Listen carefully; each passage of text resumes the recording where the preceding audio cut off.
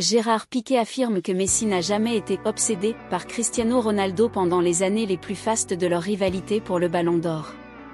Pendant près de 2 décennies, 2 grands noms du football se sont livrés à une lutte passionnante pour la suprématie mondiale. Messi a remporté le Ballon d'Or, avec 8 victoires contre 5 pour son rival portugais, mais les 2 hommes peuvent se targuer d'une collection impressionnante de distinctions majeures et d'entrer dans le livre des records. Messi et Ronaldo ont porté l'art de marquer des buts à de nouveaux sommets, mais Piqué, qui a joué aux côtés du premier à Barcelone et du second à Manchester United, insiste sur le fait que l'icône argentine n'a jamais prêté beaucoup d'attention à la façon dont CR7 se débrouillait. Ce n'était pas son genre. Il était très axé sur l'équipe, même s'il faisait la une de tous les journaux, radio et télévision. En fin de compte, il était très proche de nous tous et il ne pensait qu'à gagner des titres comme la Ligue des Champions et ce genre de choses. En fin de compte, c'est parce qu'il était le meilleur. Ensuite, il a gagné le Ballon d'Or, mais ce n'était pas une priorité pour lui. Pas une priorité. Piqué a remporté des titres majeurs aux côtés de Messi et de Ronaldo, et le temps passé en leur compagnie, en particulier dans ses jeunes années à Old Trafford, a contribué à faire de lui le vainqueur d'une Coupe du Monde. J'étais très jeune et chaque jour, quand j'arrivais dans le vestiaire, nous avions Ryan Giggs, Paul Scholes, Gary Neville. Cette génération de la classe 92 était incroyable, mais en même temps, il y avait les Rooney et les Ronaldo qui arrivaient. Je me souviens de cette époque comme un fou, chaque entraînement était comme une chance de prouver que j'étais capable de jouer à ce niveau. C'était difficile, je peux vous le dire, parce que tous les jours vous devez marquer Wayne Rooney ou Ruud van Nistelrooy ou Cristiano, mais c'est bien parce que pour vous, le niveau est de plus en plus élevé, parce que vous avez un défi à relever. Cela m'a beaucoup aidé à devenir le joueur que j'étais grâce à ces équipes que nous avons eues pendant ces années à Manchester United. Le Real Madrid n'a pas l'intention d'autoriser l'un de ses joueurs à participer aux Jeux. Kylian Mbappé pourrait être l'un des concernés par cette prise de position, à condition qu'il finisse inévitablement par rejoindre les Blancos. On dit que le joueur de 24 ans souhaite participer au tournoi, mais le Real Madrid préférerait qu'il soit disponible pour une grande partie de son programme de pré-saison. Malgré cela, la Fédération française de football a l'intention de faire tout son possible pour que Mbappé joue à Paris cet été, comme l'a déclaré Philippe Diallo, son président, au Figaro, via MD. Kylian a exprimé son désir de participer. Je regrette la position du Real Madrid qui ferme la porte à un rêve de beaucoup de joueurs. Notre travail est d'essayer d'avoir la meilleure équipe possible. Si nous devons aller voir Florentino Pérez à Madrid, nous le ferons. La FFF ne compte pas en rester là.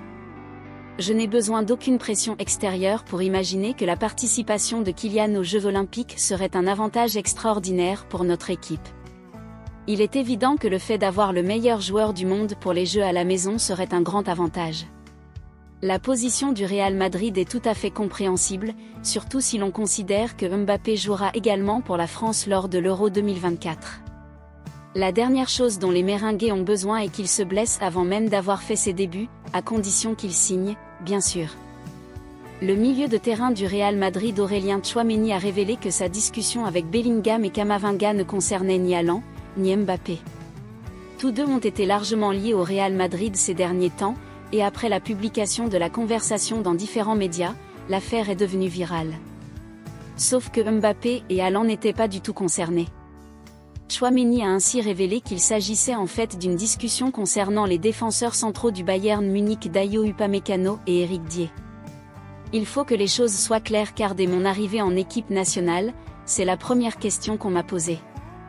Il faut savoir que nous étions avec le Real Madrid et je pense que les gars sont venus nous montrer des vêtements. Ce qu'il faut savoir, et c'est une première, nous ne parlions pas de Kylian et nous ne parlions pas d'Erling, a-t-il fait remarquer lors de sa conférence de presse avec les Bleus, comme le rapporte Marca. Tchouaméni s'explique enfin. On parlait de Dayo, Upamecano, et Dier. Pourquoi? Parce que nous regardions Bayern Lazio. Jude parlait de Dier et moi, de Dayo. Alors aujourd'hui, nous allons mettre les choses au clair. Je sais que ça se vendra moins, mais c'est ce qui s'est passé, a-t-il déclaré. Dier a débuté à la place d'Upamecano contre la Lazio lors du match retour de leur affrontement en Ligue des Champions, le Bayern s'imposant 3-0. Upamecano a été suspendu dès le match aller, après avoir accordé un penalty lors d'une défaite 1-0.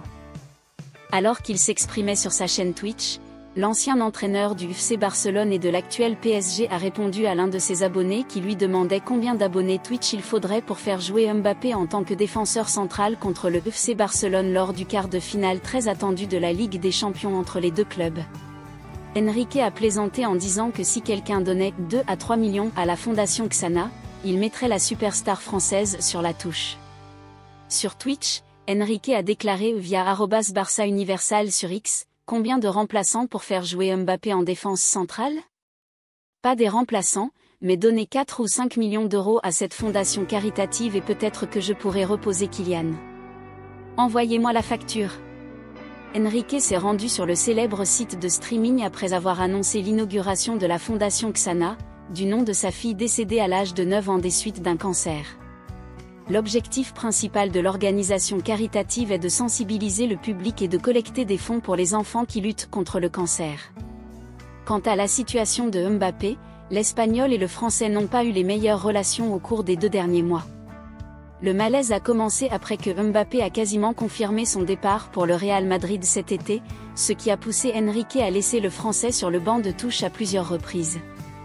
Il est peu probable qu'Enrique laisse de côté son principal atout pour les 2 matchs cruciaux contre Barcelone, les 10 et 16 avril.